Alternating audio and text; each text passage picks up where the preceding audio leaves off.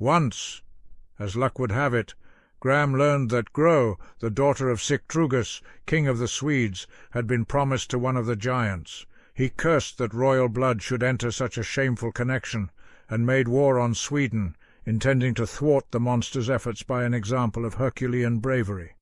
Arriving in Gotaland, he advanced clad in goatskins in order to drive off anyone who came in the way.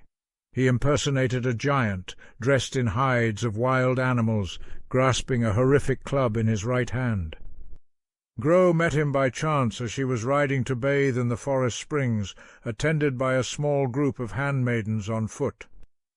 Believing it was her groom arriving, she experienced at the same time a feminine anxiety, threw up the reins, and with her whole body trembling she began speaking poetry in our native tongue like this. I see the giant whom the ruler hates approaching in the middle of the road, casting shadows with his steps. Or do my eyes deceive me? It has often occurred that bold warriors conceal themselves beneath the hides of beasts. Bessus began with these words. Maiden who sits on the horse's back, exchanging words with me in conversation. Tell us, what is your name, and from what lineage you were born?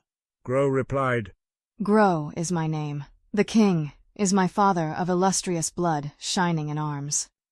But you too reveal to us who you are, or from where you are sprung. Bessus said, I am Bessus, bold in battle, ferocious towards foes, the terror of nations, often drenching my right hand in the blood of foreigners.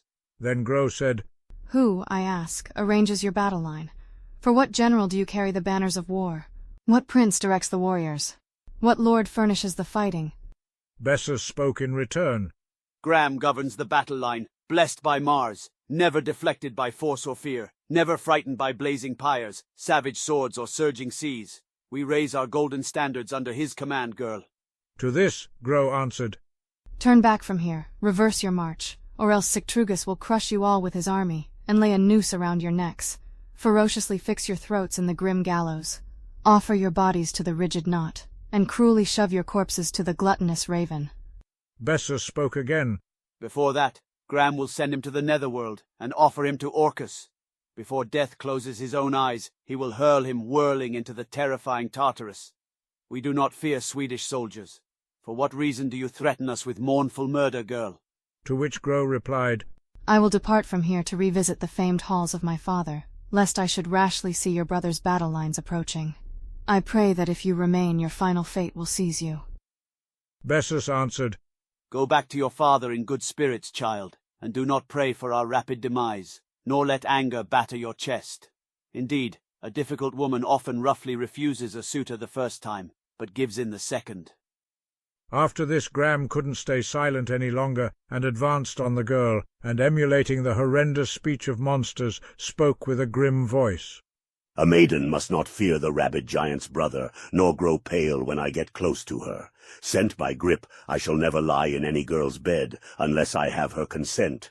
To which Gro said, What sensible woman would want to be a giant's whore? And who could love his monster-bearing embrace? Who could be the wife of a demon, aware of his monster-breeding seed? Who would want to share her bed with giants? Who would caress a thorn with her fingers?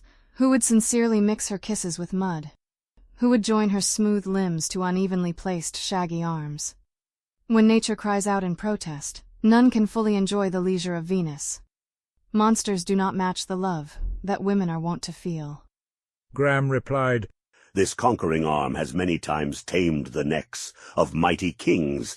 This overpowering right hand has crushed their swollen pride. Take this red gold. By that gift we may enter into an eternally lasting pact of firm faith that we will found our marriage upon. With these words he cast off his disguise and made the innate beauty of his countenance known. His true appearance brought as much pleasure to the girl as the false had struck her with terror. His gorgeous figure excited her to have sex with him, and he did not forget to bestow her with romantic presents.